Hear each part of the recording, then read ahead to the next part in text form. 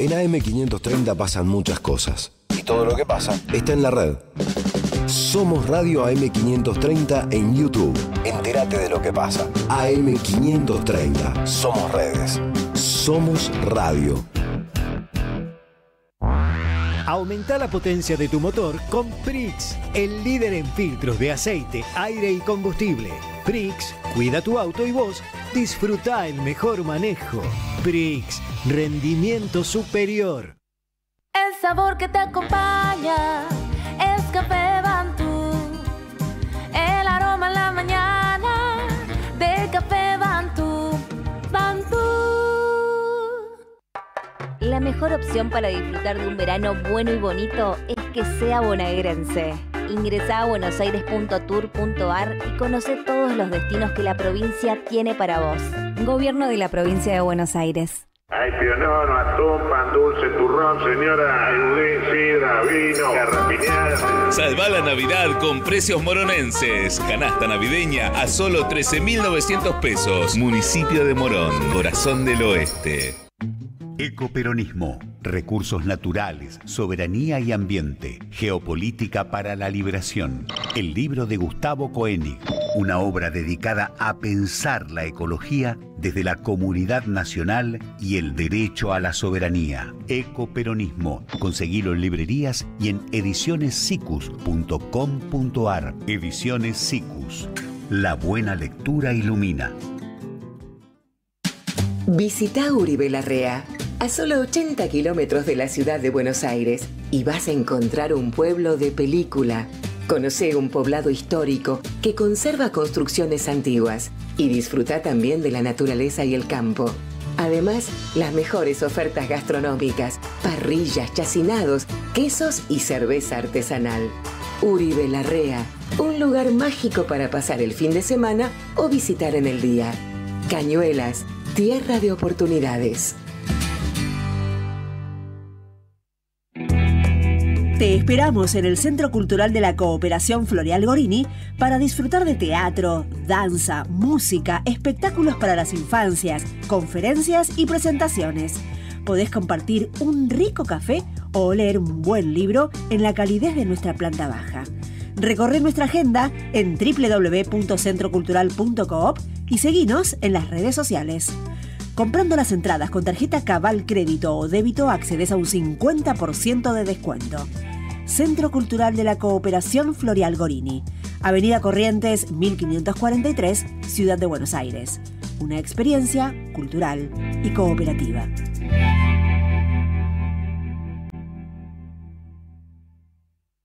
A las madres, las abrazamos entre todas y todos. No les vengo a hablar de lo mal que nos trata el gobierno.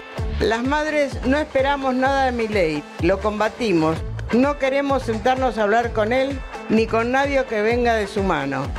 Pero las madres sí esperamos todo de nuestro pueblo.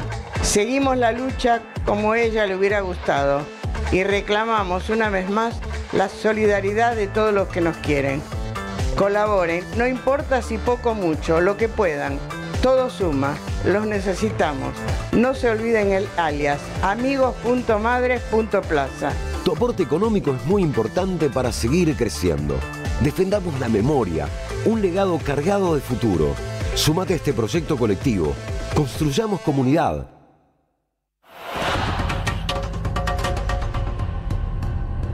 Estamos acá porque en principio hubo un estallido.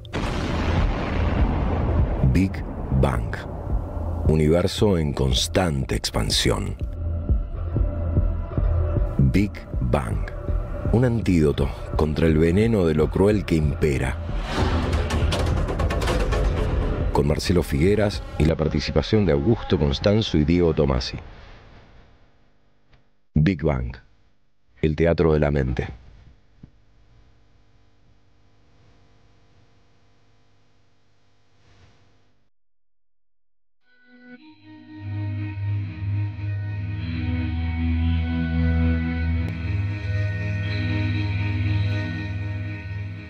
Cuando uno piensa en Shakespeare, tiende a recordar tragedias. Pero este artista descomunal tenía además un maravilloso sentido del humor, que a veces daba vueltas como un guante, una obra pretendidamente seria a través de personajes como Falstaff, por ejemplo. Otro señor muy gracioso, Charles Dickens, no hubiese sido el Dickens que conocemos si Shakespeare no se hubiese atrevido a bautizar personajes, antes que él obviamente, con nombres como Bottom, que significa culo coloquialmente, o Mistress Quickly rápidamente, o Pompey Bum, Pompeyo el Vago, que es el nombre que Shakespeare le puso a un proxeneta, o Mistress Overdone sería o exagerada o pasada de cocción. Pero este tipo de personajes brillaba también en comedias hechas y derechas, llenas de equívocos, falsas identidades, travestismos, a las que sin embargo la posteridad no les concedió el sitial de relevancia que ocupan Hamlet, Macbeth, el Rey Lear.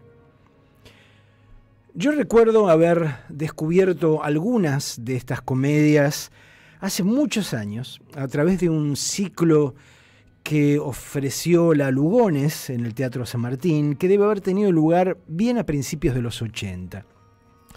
La Lugones proyectó en esa ocasión adaptaciones de la BBC, entre las que recuerdo haber disfrutado la que se llama Como Gustéis, As You Like It, y también Medida a Medida, con Kate Nelligan en el papel de Isabela. Fue en Medida a Medida que pensé cuando buscaba cómo hablar del año que está por terminar. Porque cuando el crítico Harold Goddard analiza esa obra en su libro El sentido de Shakespeare, que tengo aquí conmigo, volumen 2, una obra de 1951, Goddard dice que Medida a Medida es uno de los estudios más reveladores sobre el efecto del poder sobre la naturaleza humana. Para Goddard, Medida a Medida es la dramatización perfecta de ese adagio que dice: ¿querés conocer a un hombre? Dale poder. Como dice otro crítico, otro shakespeariano, Harold Bloom, en este caso, que la señala como su obra favorita junto con Macbeth, Medida a Medida es considerada por los académicos, por los críticos, como una comedia oscura. Algo que es indiscutible, dado que lo que está en juego durante su relato es la pena capital que espera a un personaje a quien sabemos inocente, o por lo menos indigno de ser ejecutado. El pobre Claudio, a quien la letra de la ley condena porque se acostó con una mujer con la que no estaba casado, a pesar de que se trata de la mujer con la que está a punto de casarse. Pero Medida a Medida también forma parte del grupo de las obras de Shakespeare a las que se llama problem plays, o diríamos hoy obras de tesis, que diseccionan un tema o problema en particular. En este caso, como anticipaba Goddard, las limitaciones de la ley humana y del poder judicial que la ejecuta, y el efecto corruptor del poder en aquellos que lo detentan. Medida a Medida es de los primeros años del siglo XVII, una obra de madurez, producida poco después de esa suma del arte shakespeariano que representa Hamlet. Goddard pretende que de algún modo Medida a Medida continúa Hamlet, prolonga preocupaciones de Hamlet, porque después de haber demostrado a través del príncipe de Dinamarca cuán inconveniente es la venganza y por extensión la violencia para resolver los asuntos humanos, Medida a Medida plantea la pregunta: ¿y entonces qué? ¿Cómo aseguramos la convivencia en paz? Medida a Medida analiza el instrumento de la ley humana para concluir que se trata de una herramienta rudimentaria cuyo mal uso suele agravar los problemas que pretendía zanjar.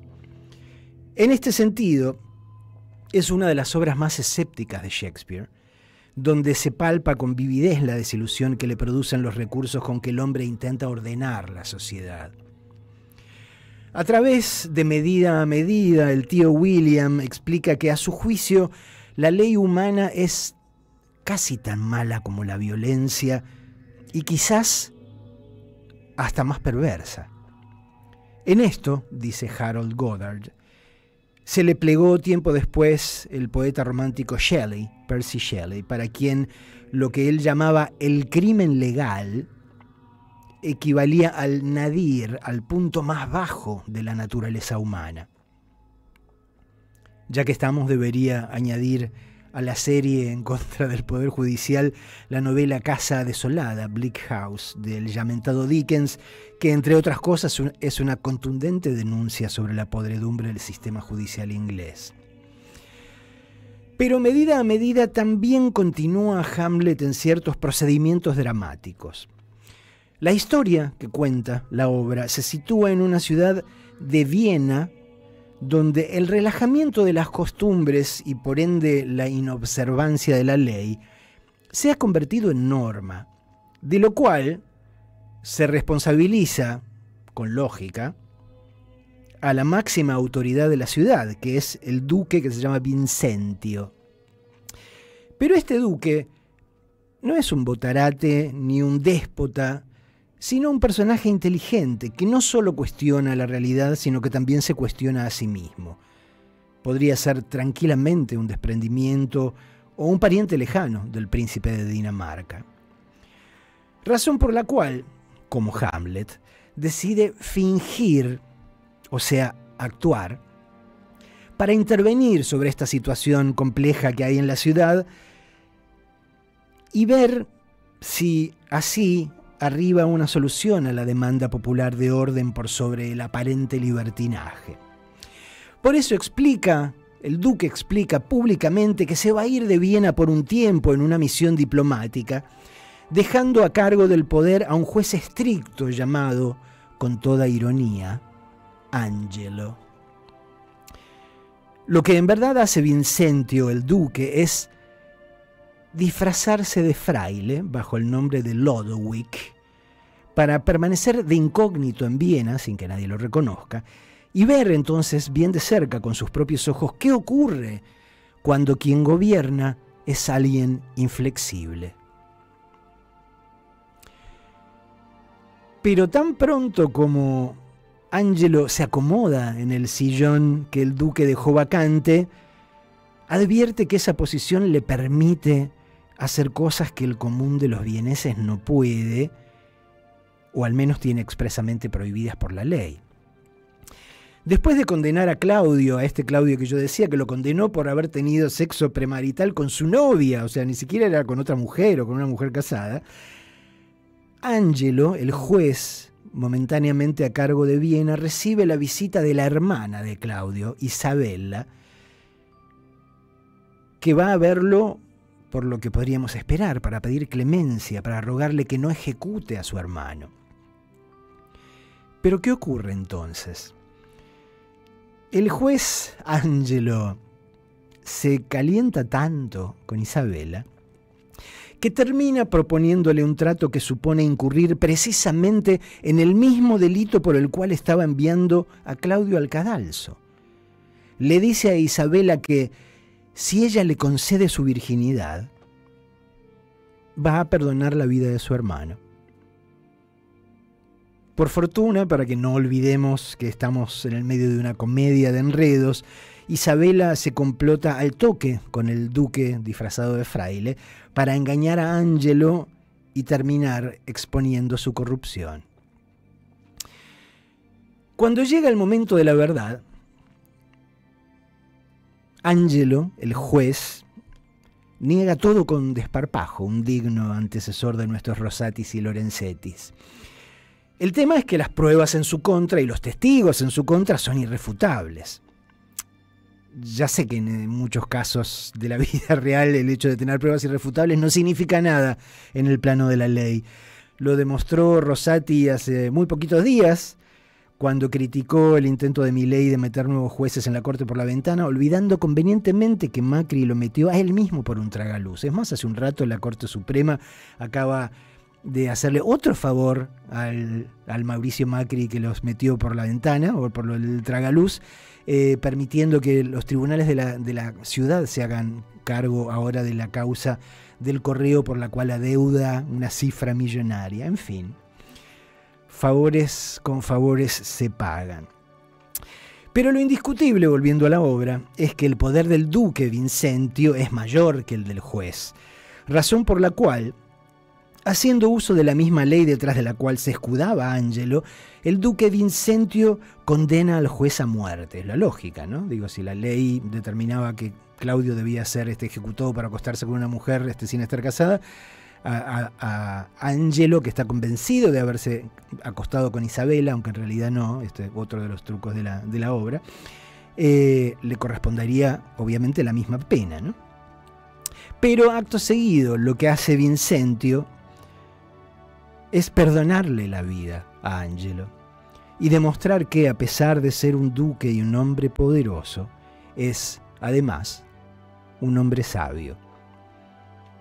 Porque la ley humana, que no deja de ser una convención y por ende un acuerdo, un consenso pasible de ser revisado, podrá estipular una cosa, pero lo que debería primar siempre es la proporcionalidad entre la falta y la pena, regida siempre por la misericordia sin la cual estaríamos casi todos perdidos.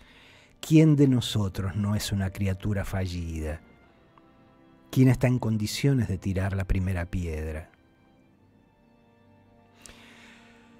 La medida de un hombre pasa por aquello que hace con el poder, escribió Platón para que Harold Goddard lo recordase siglos más tarde, mientras reflexionaba sobre una obra de Shakespeare. Esta, la medida de un hombre pasa por aquello que hace con el poder, es, creo que consideremos, una verdad universal. También presumo que compartiríamos la conciencia de que durante milenios detentar el poder supuso gozar de impunidad. Quien estaba al mando podía hacer lo que quisiera, por salvaje o caprichoso que sonase.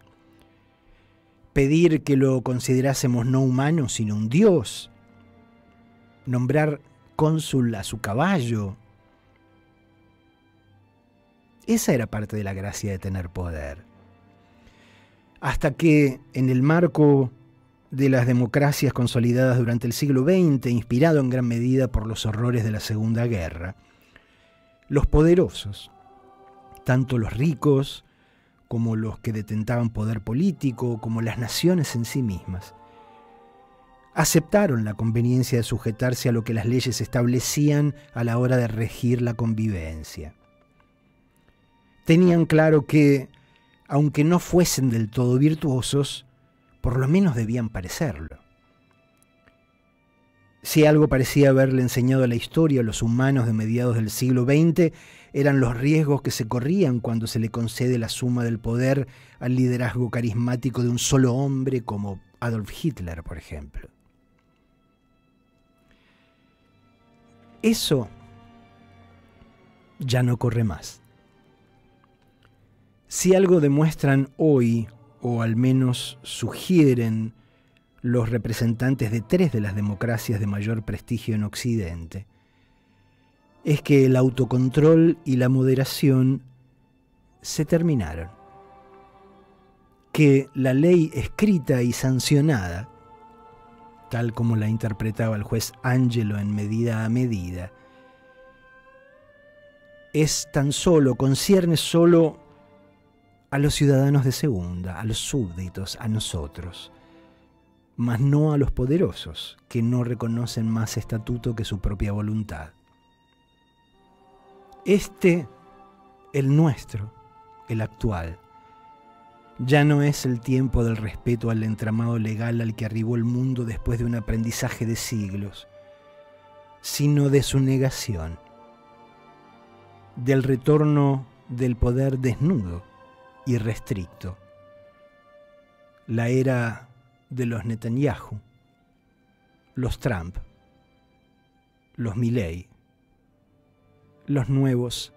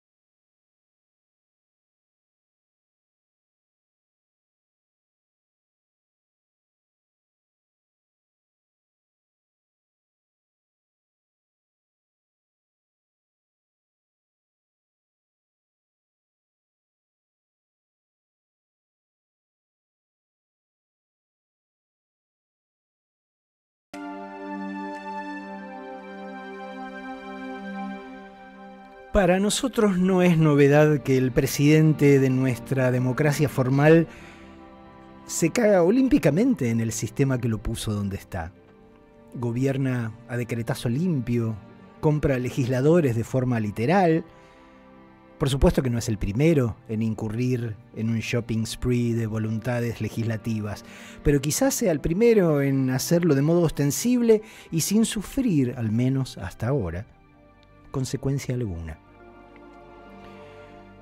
Este año que concluye coincide casi a la perfección con el cierre del primer año del mileinato, que se caracterizó por la efectividad con que convirtió la economía argentina en una bomba de tiempo y echó a correr su contador, Les recuerdo que hoy tuvieron que gastar casi 1000 palos verdes por eso, vender 1000 palos verdes. Ayer habían tenido que vender 600, para aventar una corrida. Año que se caracterizó también por el hecho de que tomó medidas a diario que no pasarían un mínimo control legal. Y en su desprecio por el Estado, desactivó además organismos de los que depende el funcionamiento esencial de la sociedad. A nadie debería sorprender, por ejemplo, si más temprano que tarde las rutas argentinas se vuelven intransitables, o si los laboratorios nos venden cualquier cosa en lugar del medicamento que creemos comprar, o si la potabilidad del agua se vuelve dudosa, o si la seguridad de las centrales nucleares se convierte en una ruleta rusa, o si los controles bromatológicos dejan de garantizar que lo que compramos para comer no es nocivo.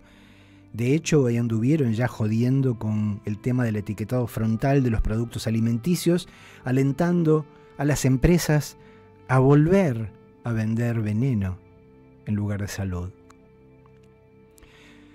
Milei es como el conductor de un camión Scania de 45 toneladas lanzado a toda velocidad, que a la vez que conduce se las ingenia para ir deshaciéndose de partes del motor que no entiende o que le parecen superfluas, innecesarias.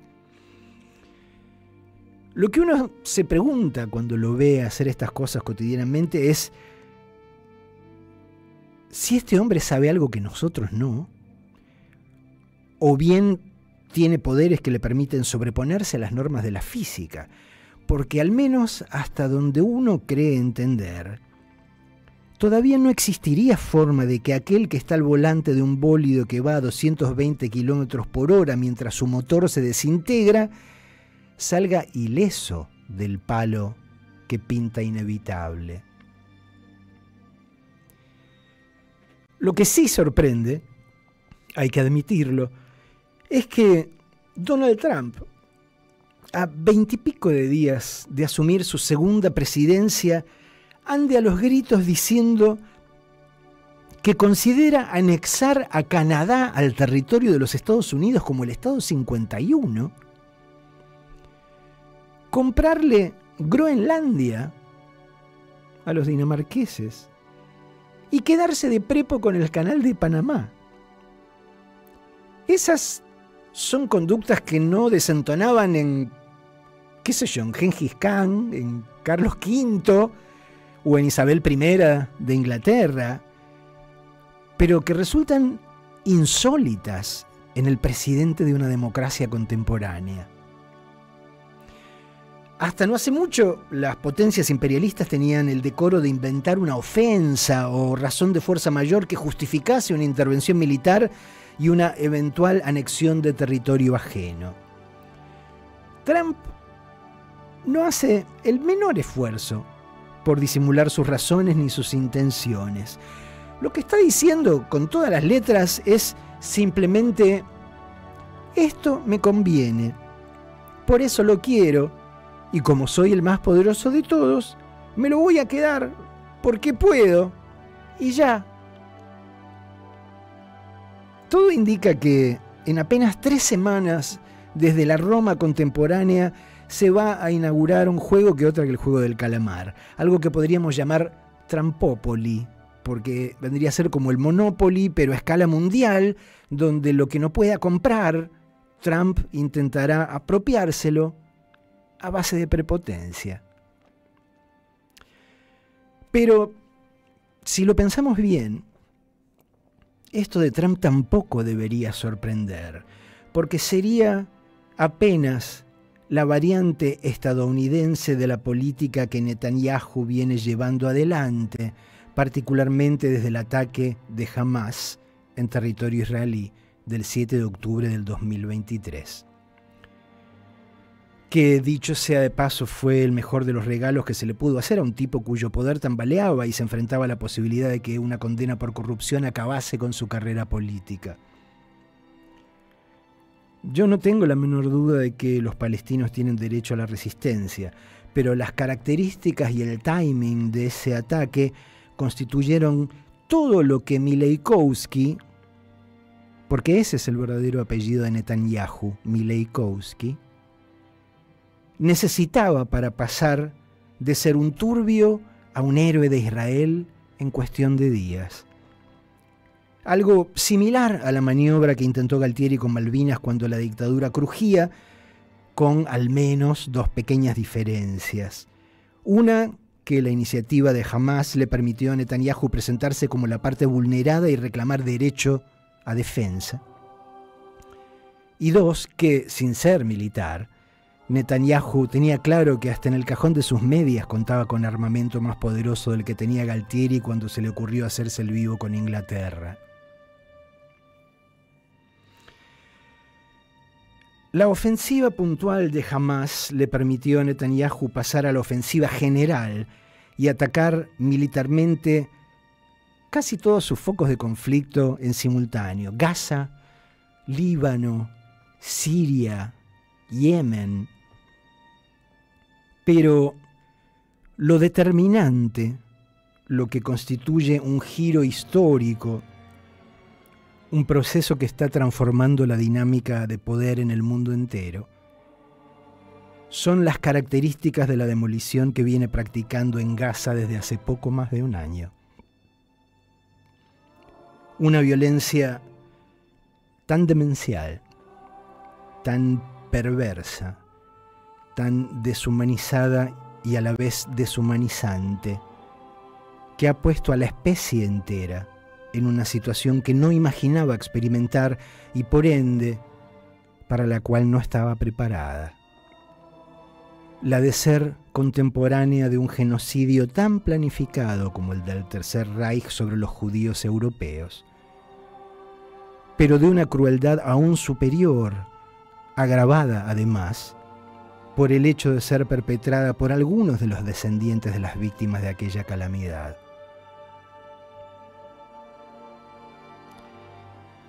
Aunque la mayoría de la humanidad viva a miles de kilómetros de Medio Oriente, las características del exterminio que lleva adelante el Estado de Israel nos tocan a todos, nos alteran a todos, nos redefinen a todos.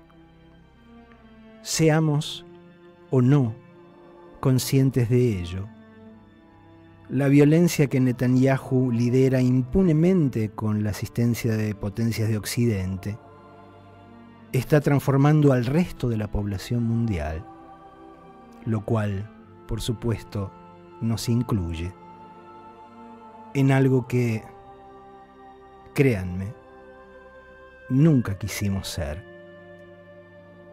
ni en nuestras peores pesadillas.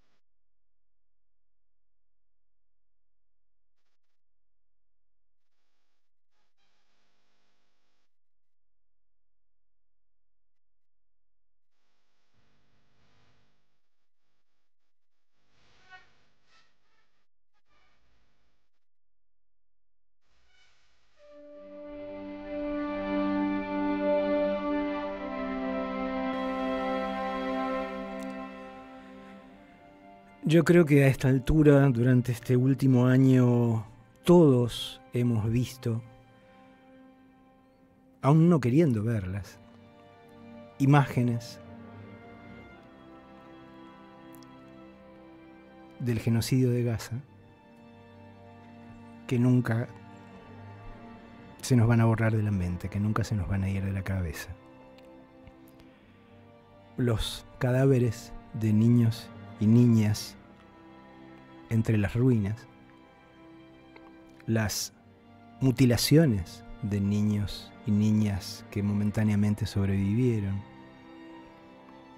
las fotos de los niños y niñas intactos cuando eran pura inocencia y belleza, con epígrafes al pie informando que ya habían sido bombardeados, incinerados, fusilados con infernal precisión en la cabeza o el pecho por francotiradores del ejército de Israel. Los escombros de lo que hasta hace un año eran escuelas, hospitales, templos. Una de las noticias de hoy fue la destrucción del último hospital que quedaba en pie en el norte de Gaza. La hazaña, no hazaña, saña, S-A-Ñ-A, de los colonos israelíes al echar a palestinos de sus casas e impedir también el paso de los alimentos que eran lo único que podía aliviar la hambruna, llegando al extremo de robarlos o arruinarlos. Los videos que los mismos soldados israelíes, muchachos y muchachas por igual, produjeron con sus celulares, burlándose de sus víctimas mientras saqueaban sus casas y se probaban sus ropas. Recuerdo también la grabación en video del conductor de un tanque que cañoneaba a 2 caballos que circulaban libres, por joder nomás, porque podía. Por supuesto que esto no empezó en octubre del 23, hace poco más de un año.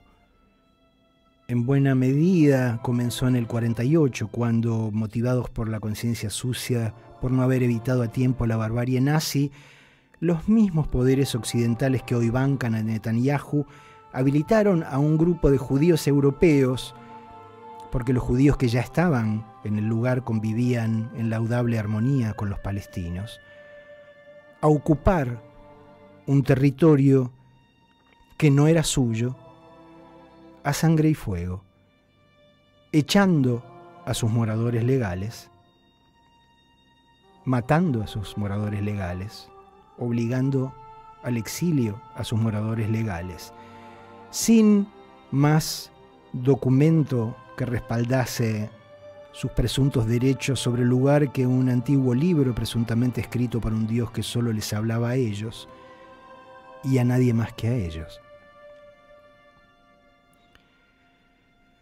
Yo pisé Palestina por primera vez a fines del año 2000, cubriendo la segunda intifada para una revista española. Esto ya lo conté, pero me voy a permitir el atrevimiento de reincidir porque creo que viene a cuento. En esa ocasión, en ese viaje a Palestina e Israel para cubrir la segunda intifada, conocí a un joven fotógrafo israelí que formaba parte del grupo de cronistas que nos movíamos juntos como enjambre detrás de cada punto donde se armaba bardo. Este muchacho había cumplido durante años con el servicio militar que es obligatorio en Israel, hasta que en un momento decidió que iba a negarse a ser convocado otra vez. No porque rehuyese el combate frente a frente, que le había dejado en la cara el tajo de una cicatriz de un tajo feroz, sino porque le pesaba más otro tipo de cicatrices. Sin dar detalles, sugería entonces, insisto, estoy hablando del año 2000, que le había hecho cosas a niños palestinos que no quería repetir. Por eso se rehusó a tomar las armas otra vez, lo cual le valió que lo arrestasen y enviasen a prisión durante más de una temporada, que es lo que hacen por ley con aquellos que se niegan a cumplir con el servicio militar obligatorio. Tiempo después, se me ocurrió que la experiencia durante aquellas semanas podía ser el telón de fondo de una novela mía que terminó llamándose Aquarium. Y quise entonces volver a Israel y Palestina para ajustar detalles de la narración que no quería dejar librados a la memoria o a los servicios de Pepe Google. Regresé en el 2007, según certifica uno de mis viejos pasaportes. Y en esos pocos años transcurridos, 7 años, estamos hablando, lo que descubrí es que la cosa había empeorado sustantivamente para los palestinos. Ya habían aparecido los muros dividiendo los territorios, cuya traza no había sido decidida al tuntún, a grosso modo, sino para aislar a los palestinos de sus familiares, de sus lugares de trabajo, de las escuelas de sus hijos, y hasta en ocasiones partiendo sus propiedades en dos, pasando por la mitad de sus propiedades, con el deliberado designio de encarajinarles la vida cotidiana hasta volverla imposible. Pero lo que más me impresionó fue otra cosa. Durante este viaje del 2007 me reencontré con aquel fotógrafo que nos invitó a mi colega Pascual, genial fotógrafo catalán que fue quien me acompañó en el año 2000 también. Y nos invitó a los dos, a Pascual y a mí, a cenar en la casa de sus padres. Y durante esa cena, durante esa velada, terminé descubriendo que esos 7 años habían conseguido que el joven que se bancó ir a prisión con tal de no hacerle más daño a niños palestinos, se había convertido en un hombre que ahora sostenía que ese conflicto no se iba a resolver hablando, ni admitía solución política. En el año 2007, él ya estaba convencido de que la única resolución posible era la militar, o cuanto menos la expulsión de absolutamente todos los palestinos de su territorio. Concluyo este paneo contando un episodio más. Hace muy pocos días, el 23 de diciembre, el diario israelí Haaretz, un diario de izquierda, publicó un artículo en el que un psicólogo que trata a soldados expresa, en primera persona, su preocupación por el efecto que tiene y tendrá sobre sus almas la brutalidad que se ven conminados a practicar.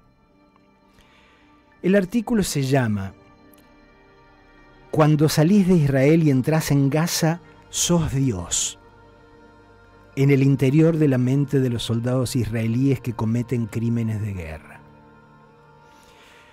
Y allí refiere el testimonio de un soldado, al que por supuesto mantiene anónimo, que cuenta lo siguiente, que un día salió a patrullar con un comandante nuevo a las 6 de la mañana,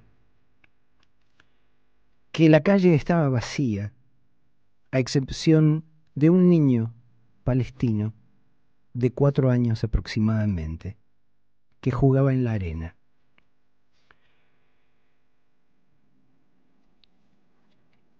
Que el comandante avanzó hasta este niño, lo tomó en sus manos y primero le rompió un brazo y después le rompió una pierna,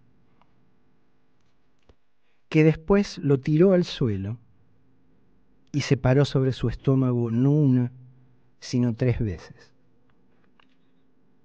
Y que cuando le preguntaron por qué lo había hecho, respondió: estos niños deben ser asesinados desde el día en que nacen. Cuando un comandante lo hace, eso lo torna legítimo.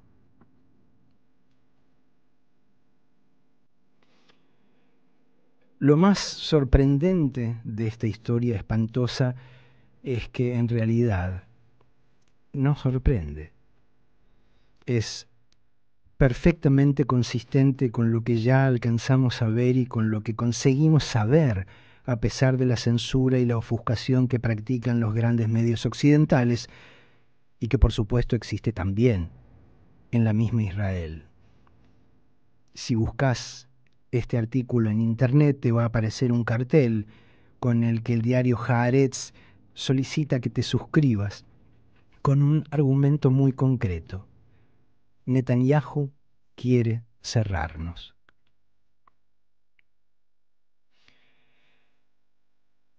Que el Estado de Israel fuerce a su juventud a incurrir en el sadismo y la deshumanización de su adversario, mientras el mundo presuntamente civilizado no hace nada para poner coto a sus salvajadas, no redunda tan solo en el exterminio y tortura de los palestinos y el estrago mental de sus propios soldados. Lo que hace, además, es infligir una herida psíquica en la humanidad entera.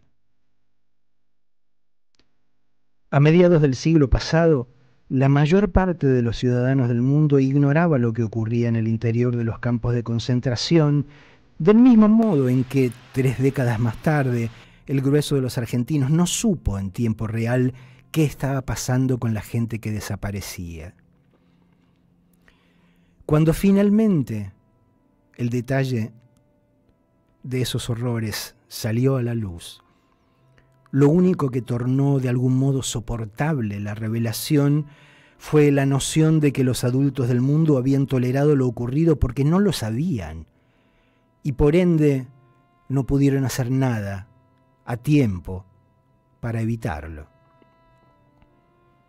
Aún así, la condena a esa barbarie se tornó universal y ayudó a alumbrar una era de relativa paz e imperio de la democracia formal en Occidente. Del mismo modo en que la Argentina postdictadura se concedió a sí misma 40 años de civilidad. En este presente nuestro, Netanyahu está utilizando al Estado de Israel para llevar adelante una variante de aquellos experimentos. Ahora el horror circula en directo, lo conocemos en tiempo real. Y por eso la herida psíquica se vuelve más profunda que la de las generaciones que no sabían de Auschwitz ni de la ESMA, porque esa desolación está teniendo lugar ahora, en este mismo momento. De tal modo que cuando las generaciones siguientes nos pregunten por qué no pusimos fin a semejante espanto, no acuda a nuestros labios más que silencio y el regurgitar de una impotencia que nunca nos va a abandonar.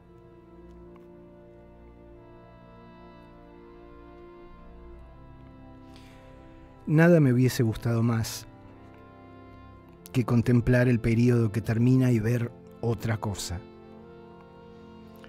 Pero el año 2024 va a quedar en los anales como el año de Gaza, cuando Netanyahu empujó a su pueblo al nadir de la experiencia humana y nos deshumanizó a todos, convirtiéndonos en la generación que toleró lo intolerable como si nada. Así es como se escribe la historia grande, a la que no definen tanto los hechos puntuales como la demora, el delay de la humanidad en producir la adecuada reacción ante ellos. Casi que me siento en condiciones de dibujar una ecuación. A mayor demora en responder al ultraje, menor la humanidad que conservamos, menos humanos somos. La verdad que me revela la idea de que en el futuro se me considere parte de la generación que consintió el horror de Gaza, o por lo menos no hizo lo necesario o lo suficiente. Toda una vida tratando de ser cada vez un poco mejor para que Netanyahu termine convirtiéndome en comparsa del primer genocidio del siglo XXI. No es algo que me sienta en condiciones de tolerar, no es algo que pueda bancarme. Porque sé que Gaza se va a convertir en el patrón de medida de este momento histórico, a partir del cual seremos juzgados. El título de la oscura comedia de Shakespeare a la que me refería al comienzo remite precisamente a ese pasaje del Sermón de la Montaña que en inglés se traduce así: con la medida que uses para juzgar, serás medido. En su ensayo sobre medida a medida, Harold Goddard dice que el poder significa oportunidad sin límites y que ante la potencia criminal del hombre la oportunidad funciona como la gravedad sobre la manzana de Newton, es inapelable. Y eso es lo que hemos hecho, lo que seguimos haciendo. Concederle a estos sátrapas la perfecta oportunidad para desarrollar su instinto criminal.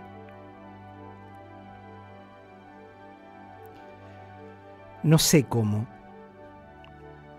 pero sí sé que voy a seguir oponiéndome como pueda a ese tipo de poder hasta mi último aliento y más allá también.